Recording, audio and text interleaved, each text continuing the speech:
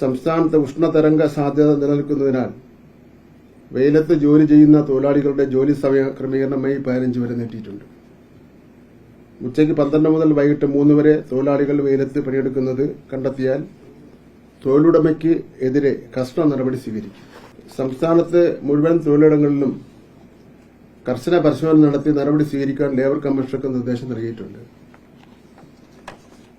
മറ്റൊരു കാര്യം, ഇത് വിദ്യാലയങ്ങളിലും ബാധകമാണ്.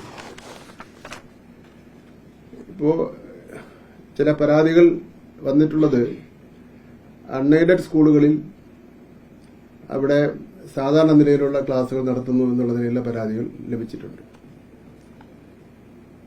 പൊതുവിദ്യാഭ്യാസ വകുപ്പിന്റെ ഈ ഗവൺമെന്റ് തീരുമാനം എല്ലാ വിദ്യാഭ്യാസ സ്ഥാപനങ്ങൾക്കും ബാധകമാണ്.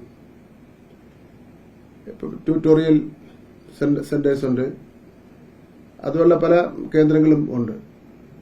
രാവിലെ 7 മണി മുതൽ 10 മണി വരെ ആവാം, അതുപോലെ വൈകുന്നേരങ്ങളിലും ആവാം.